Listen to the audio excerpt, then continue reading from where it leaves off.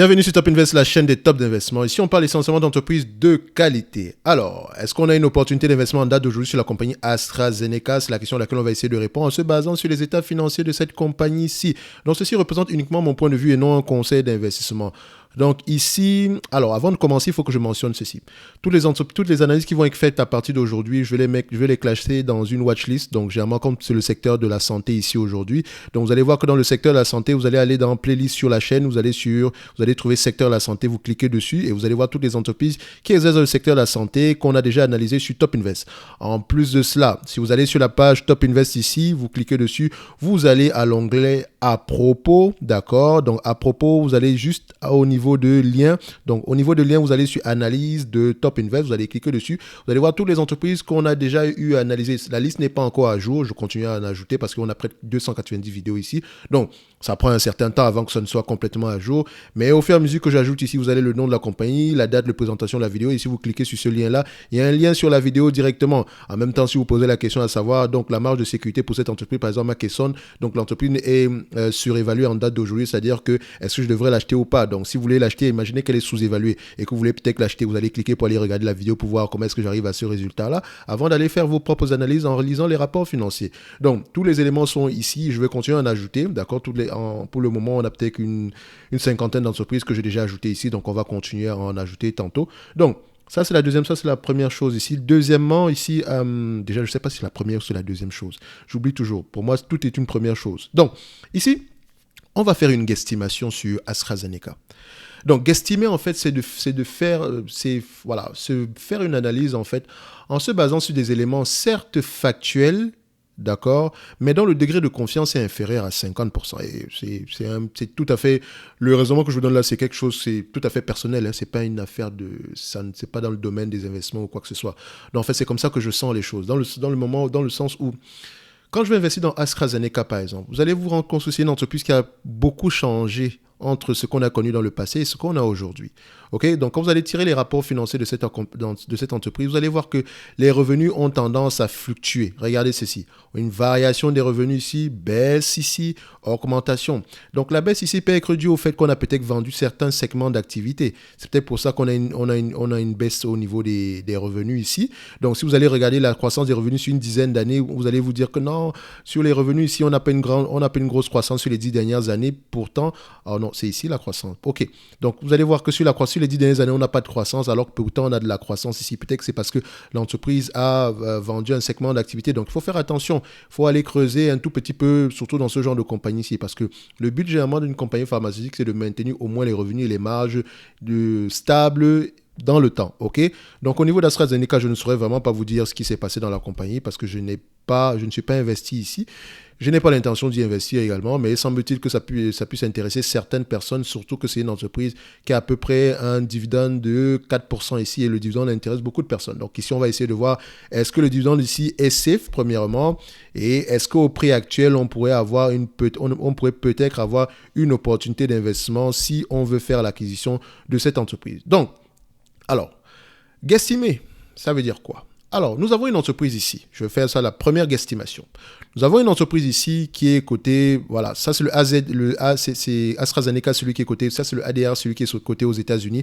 Donc attention, parce qu'il y a AstraZeneca, c'est une compagnie anglaise. Donc à la fin de la journée, c'est la Grande-Bretagne. Vous allez voir que son siège social est là-bas. Donc elle est également cotée à Londres. Donc vous allez voir ici cette entreprise ici que actuellement, son forward PE est de 20,2 fois les bénéfices. Ça veut dire que les bénéfices attendus par rapport à l'année prochaine comparés au prix actuel d'acquisition qui est de $67,25 ont un PER de 20,2. D'accord? Donc, si on divise ça par 20,2, ça veut dire que le bénéfice net ici est aux alentours de $3,32. Pour l'année prochaine, ok? $3,32 par action. Ok, si on prend $3,32 par action ici, multiplié par le nombre d'actions qu'on a ici, à peu près 30 milliards, 3 milliards 100 millions, d'accord? Donc, je pense que c'est arrondi. Ça veut dire ici quand on fait 3 milliards 100 millions ici, multiplié par $3, multiplié ici par $3,32, multiplié par $3,32, ça nous donne ici à peu près 10 milliards 292 millions en termes de free cash flow potentiel, si on sous-entend que les bénéfices nets égalent au free cash flow. D'accord? Pourquoi est-ce que je fais une guesstimation ici? C'est parce que c'est une entreprise qui est en plein changement. Elle a fait l'acquisition d'une entreprise qu'on appelle, je pense que l'entreprise s'appelle comment ici? On va aller voir ça ici. Elle a fait l'acquisition d'une entreprise dernièrement qui a changé, enfin, qui a le potentiel de changer littéralement la façon dont elle présente ses résultats, enfin, la façon dont les résultats futurs seront présentés. Donc, j'ai oublié le nom de l'entreprise dont elle a fait l'acquisition ici. Donc, il faut que j'aille regarder ça encore ici.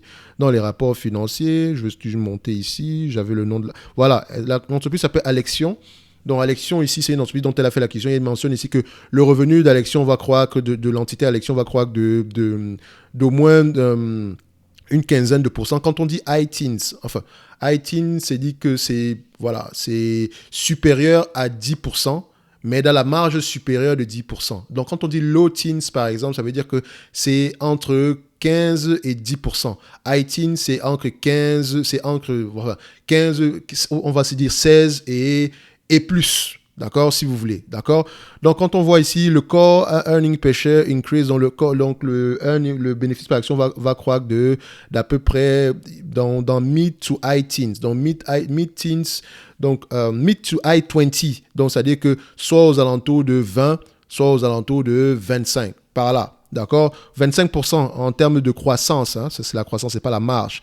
Donc, ce qui nous intéresse ici, ce sont les free cash, ce sont les bénéfices. Je vais y revenir ici. On continue les estimations selon ce que les analystes pensent. OK? Parce que quand on va regarder ici selon ce que les analystes pensent, on ne va pas voir qu'ils ne nous donnent pas d'informations concernant le earning per share pour l'année prochaine. D'accord? Normalement, ça devrait être ici. Mais on a juste le revenu. On a juste le earning per share history, donc en termes de croissance ici. Donc, ici, en termes de trend, je ne sais pas si c'est en termes de marge ou bien c'est en termes de croissance. Je pense que c'est en termes de volume. Enfin, je pense que c'est $3.33 ici. Et l'année prochaine, on a $33.82. Donc, c'est ce qui est mentionné ici. Donc, ça, c'est en moyenne. Donc, ça, c'est sur les 7 derniers jours. Donc, comment est-ce que je dois voir cela? OK. Moi, ici, j'ai pris le PER attendu l'année prochaine par rapport au prix actuel. Ce qui me ramène plutôt à un free cash flow aux alentours de $3.32. Donc, je prends le $3.32, je le multiplie ici par le nombre d'actions qui est de 3 milliards 100 millions. OK. Une fois qu'on a ceci, c'est nos free cash flow. Vous savez que d'habitude, je cherche la marge, le revenu net, la croissance, le free cash flow, le PER, etc. Ici, je ne cherche pas le revenu. Je ne cherche pas la croissance du revenu. Je cherche le free cash flow ici, le PER moyen, la dette nette et la qualité du dividende. Donc, quand je vais sur ce logiciel-ci, je tape AZN, celui qui est coté aux États-Unis ici, donc là, celui qui est au Nasdaq ici. Je vais mettre les informations ici. Pour le PER ici, normalement, je vous ai dit que j'utilise 20, 22, 25, mais pour cette entreprise-ci, je vais prendre 15, 17, 20, avec une préférence pour 20, comme c'est une compagnie pharmaceutique. Mais également, j'essaie de me protéger au maximum. Donc, admettons que nous avons des free cash flow aux alentours de 10 milliards, de 10 milliards 292 millions ici, d'accord? Ce qui représente ici un bénéfice net par action de $3.32 sur un nombre d'actions de 3 milliards 100 millions, ok? Par rapport à ce qui est attendu l'année prochaine. Donc 10 milliards 292. Donc on va mettre ici 10 milliards 292 et ici 10 milliards 292, ok? Donc, ce qui revient ici à 15 fois les bénéfices, $41 à l'action, à 17 fois les bénéfices, $47 à l'action, et à 20 fois les bénéfices, 57, $58 à l'action. Donc, on va se dire ici que l'entreprise est à la limite surévaluée. D'accord? Mais, ce n'est pas tout. Comme son nom l'indique, c'est une guesstimation. Le but ici n'est pas de déterminer, c'est le but de savoir si le prix est correct ici pour faire une analyse approfondie généralement. Vu que c'est une entreprise qui est en pleine transformation ici, ça c'est la première guesstimation par rapport à ce que pensent les analystes. Mais en lisant les rapports financiers, je me rends compte que ici, vous avez une entreprise qui a 19 milliards, qui a à peu près $3.50 par action ici. En 2019. En 2020, $4. En 2021, $5. Mais quand je vais regarder sur mon logiciel ici, vous allez remarquer que le bénéfice par action n'est peut-être pas ce qu'on mentionne, n'est peut-être pas ce que nous on voit généralement dans les rapports, dans les états financiers, enfin dans les rapports financiers chez les agrégateurs. Parce qu'ici, il me mentionne qu'en 2021, on a eu $0.04 par action par rapport au bénéfice net et par rapport au dividende, par rapport au free cash flow de 1, on a eu $1.43. Or, l'entreprise me mentionne plutôt que eux, le bénéfice ajusté c'est $5.29. D'accord? Or, il y a une grosse différence par rapport à ça. C'est peut-être pour ça qu'on a une grosse différence ici par rapport également au PER. Donc, si on a eu $5, si on a eu ici $5.29, pourquoi? Elle a fait dans les états financiers, elle vous ramène à la table 17, donc la note 17 ici pour les rapports financiers 2021. Elle vous mentionne ceci. On a reporté à peu près un bénéfice net par action de 0,08 sous par action. Dans ce bénéfice net là, si on le reconstruit ici, si on l'ajuste, on a enlevé 73 centimes, 73 sous, enfin, je vais dire 73 centimes. Hein. Donc 73 centimes ici pour la restructuration, les charges de restructuration, donc ce sont des charges temporaires. D'accord, on a fait une acquisition, c'est normal. Peut-être qu'on a viré des personnes, etc. Donc, après, on a enlevé une partie pour les intangibles. Donc, on a fait un amortissement des intangibles ici. Donc, ce sont des charges non financières. Donc, c'est pour ça qu'on a enlevé 2,91 $ en supplément. Et l'acquisition d'Alexion nous a fait dépenser un 1,34 $ qui est jugé selon le management comme étant une charge. Voilà, c'est pas une charge récurrente. Et ici, il y a la charge order, je ne sais pas ce qui est mis dessus, mais ça nous a coûté 0,23 sous. Mais quand on fait l'ajustement de tout ceci, vu que ce sont des charges qui ne sont pas durables, réellement, on a eu des free cash flow des bénéfices nets par action de 5,29 $. Donc, si on a eu des bénéfices nets de 5,29 $, ça veut dire qu'en réalité, par rapport aux 3 milliards 100 millions d'actions qu'on a, donc si on fait ça, multiplié par 5,29, ça nous ramène ici à 16 milliards 399. Donc, si on a 16 milliards 399 multiplié par multiplié, on va juste l'ajuster ici. Hein. Donc, premièrement, je vais mettre le 20 fois les bénéfices par rapport à notre première hypothèse ici. Et notre deuxième hypothèse, je vais mettre également 20 fois les bénéfices ici. Et maintenant, avec notre guesstimation supérieure par rapport à ce que pense le management, par rapport à ce qu'on a eu en 2019, donc normalement, cette entreprise s'était échangée à 20 fois les bénéfices. Donc, ça fait ici 16. D'accord. Ah non, c'était 16 milliards 399, donc je vais mettre ici 16 milliards 399, donc je mets ici 0, donc pour ne pas que ça vous embrouille, donc ça ne compte pas. Donc si on a 20 fois les bénéfices, ça fait ici une valorisation à 96 $ à l'action, donc l'entreprise serait décotée de 43%. OK. Donc, en regardant les états financiers, on a peut-être une mauvaise information de la rentabilité même de cette entreprise-ci. Donc, on est peut-être en présence d'une opportunité d'investissement en plus d'une entreprise qui est en pleine croissance, qui pourrait représenter une croissance à long terme par rapport au segment Alexion ici. Donc, il y a peut-être une opportunité d'investissement ici en faisant une guesstimation. 1. Ce que pensent les analystes avec les éléments qu'ils ont, tout en sachant que les analyses, selon les analystes, ne sont pas au point, dans le sens où il y a beaucoup d'ajustements à faire. Ou ce que pense le management par rapport à déjà ce qu'on a eu en 2021 par rapport aux ajustements qu'ils ont eu ici. Donc, qu'est-ce que vous allez choisir entre les deux? Personnellement, je vous dirais, je choisis ni l'un ni l'autre. Pourquoi? Parce que c'est un secteur qui ne m'intéresse juste pas du tout. Mais ça, c'est moi, en fait. Ce n'est pas lié, c'est pas basé sur des éléments factuels, c'est surtout basé sur ce que moi je pense par rapport aux compagnies pharmaceutiques en général. Donc, ici, AstraZeneca, maintenant en termes de dividendes, parce que c'est même ça le but de la vidéo en fait, est-ce que le dividende est safe? 4% de dividendes ici, ça représente combien? 4,26% par rapport à la capitalisation actuelle ici, ça représente combien? Je vous ai dit ici qu'on a deux free cash flow, on a deux termes on a deux bénéfices nets. On a 10 milliards 292, donc je vais mettre ici 10 milliards 300 juste pour arrondir. On fait 10 milliards 300, donc 10,3, divisé par la capitalisation boursière actuelle qui est de 208 millions de dollars, donc divisé par 2,08, ça donne ici un rendement de 4,95%. Donc peut-être on va arrondir ici à 5%. Donc le dividende actuel est limite par rapport à ce qu'on a l'habitude d'avoir dans cette entreprise-ci. Donc on va se dire qu'on est sur la marge supérieure si elle continue à rapporter à peu près 10 milliards par an. Donc pourquoi est-ce que je prends toujours acquisition? C'est le dividende que je cherche. Donc on est sur la marge supérieure. Donc on va se dire ici que le dividende, il est peut-être limite. Donc je vais juste le reprendre ici, parce que les informations que j'ai ici sont parfois contradictoires. Voilà. Dividende ici, 10 milliards par rapport à ce que... Je pense que même la capitalisation boursière a même un problème.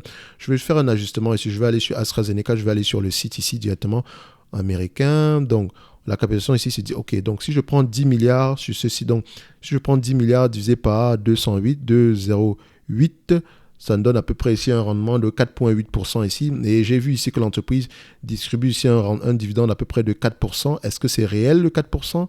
Ici, on met 2%. OK, donc attention. On a ces 2% ici. Donc, le dividende, il est safe par rapport au yield actuel de 2,2%. Ce n'est pas 4%, 2,2%. D'accord? On a un différentiel à peu près ici. Donc, on a la capacité de payer 5%, mais on paye 2,2%. Donc, il est safe. OK? Donc, je ne sais pas pourquoi est-ce qu'il me mentionne que ici, au niveau des dividendes ici pour l'année prochaine, le management, l'entreprise, on attend à peu près des dividendes aux alentours de combien? Donc, par rapport au forward PE, donc trailing annual yield, c'est 4,26%. Forward annual yield, 2,2%. Franchement, ici, il y a quelque chose qui me dérange. Soit on a payé un dividende spécial, auquel cas c'est pas durable, soit on a baissé le dividende. C'est l'un ou l'autre. Moi, ce qui m'intéresse ici, c'est que par rapport au yield actuel, c'est maximum 5%. Mais si l'entreprise a la capacité d'avoir à peu près des marges aux alentours de 16 milliards, 16 milliards 300, par rapport au prix d'acquisition actuel, d'accord, ça va représenter un yield de combien? Ça va représenter un yield aux alentours de 7%, auquel cas on a peut-être une opportunité d'investissement ici aujourd'hui. Mais comment est-ce que vous pouvez donc investir dans cette entreprise ici avec conviction? C'est en lisant les rapports financiers, en sachant ce que fait l'entreprise, qu'est-ce qui permet à l'entreprise d'avoir des marges supérieures l'année prochaine, d'accord? Est-ce que c'est parce que l'acquisition présentement ici sera c'est une acquisition qui va nous permettre de dégager un peu plus de marge bénéficiaire dans le futur? Donc, il faut questionner ce genre d'informations-là. Si on se limite aux états financiers ici, on va se dire que c'est un peu limite sur nos agrégateurs. Mais si on va lire les rapports financiers avec les ajustements qui sont effectués, on se rend compte qu'il y a peut-être moyen ici. Moi, j'évite ce genre de compagnie, d'accord? Parce que déjà, s'il faut déjà faire des reconstructions dans les rapports financiers pour essayer de voir quelle est votre véritable rentabilité, non. Franchement, je pense que il y a d'autres entreprises sur lesquelles je pourrais investir avec moins de casse-tête. Le but ici, c'est de prendre le moins de temps possible ici. Donc, je vais laisser AstraZeneca aux autres ici. Donc, moi, personnellement, je dirais que le prix actuel est juste correct, d'accord? Mais maintenant, on pourrait peut-être avoir une opportunité d'investissement pour ceux qui sont téméraires. Le dividende ici, il est safe. Il y a de bonnes chances qu'il soit safe, d'accord? Donc, soit il est de 2%, ou il est de 4%, je ne sais pas quelle est la mention ici. Donc, je vais essayer de voir ici dividende au niveau de ce que pense le management ici. Quel est le dividende qu'on a payé ici? Donc, dividende, donc on met ici dividende per share. Quel est le dividende qu'ils ont versé ici? Alors, 1,97, second intérim, 1,97, 18 Azekla, meaningful year, 2,4. Donc, elle a versé à peu près 2,87 dollars par action. Donc, peut-être Alexion également versé un dividende. Il faut aller vérifier ça ici parce que il y a le SEC ici, je pense, je ne sais pas quelle c'est la monnaie suédoise, je pense bien. Je ne sais pas si c'est la monnaie suédoise ici. Donc, SEC to USD, je vais juste voir un peu c'est quelle monnaie ici. Donc, c'est la couronne suédoise. Donc, c'est en couronne suédoise. Donc, peut-être ici, elle avait une entreprise qui distribuait ici un dividende ou bien elle a des investissements dans une entreprise qui lui distribue un dividende et cette entreprise-là est suédoise.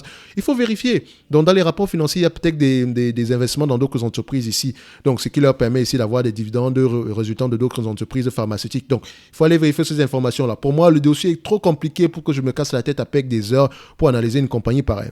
Donc, statistiquement, il y a quelque chose... quantitativement, il y a quelque chose à jouer ici. C'est pour ça que j'appelle ça des guesstimations. Les guesstimations, vous allez généralement les faire sur des entreprises qui n'ont peut-être pas de revenus présentement, des entreprises de croissance, ou bien des entreprises qui sont en pleine restructuration ici aujourd'hui, dont le revenu, dont les marges peut-être ne reflètent pas la réalité, par exemple comme Atos. Donc, guesstimer, comme son nom l'indique, c'est vraiment quelque chose où vous n'êtes pas certain de ce qui pourrait arriver, parce que ça repose sur des éléments qui sont peut-être factuels, mais voilà, on va se dire, est-ce que le management réellement, si on avait 5 dollars par action en termes de revenus, pourquoi est-ce qu'on ne l'a pas vu plus tôt? Pourquoi est-ce que d'habitude, on n'a pas eu l'habitude de voir au moins 3 dollars ou 4 dollars dans le passé? Pourquoi est-ce que c'est maintenant qu'on va vous croire par rapport à ce 5 dollars-là? Est-ce qu'il va falloir faire des ajustements temporaires chaque année? Parce que si vous me dites que c'est des restructurations et que c'est temporaire et que ça fait 10 ans que c'est temporaire, à la fin de la journée, ce n'est plus temporaire. D'accord? Donc, AstraZeneca, c'est un dossier un peu compliqué pour moi. Donc, moi, je vous dirais, si vous êtes investi dessus, creusez un peu plus le dossier. Si vous voulez y investir, franchement, je pense que il y a plus d'opportunités sur le marché par rapport à ça. Si vous aimez spéculer également, vous pouvez également le faire. Je pense qu'il y a peut-être moyen ici. Donc, ce n'est que mon avis, d'accord? Donc, on se donne rendez-vous sur la prochaine vidéo et d'ici là, portez-vous bien. Merci.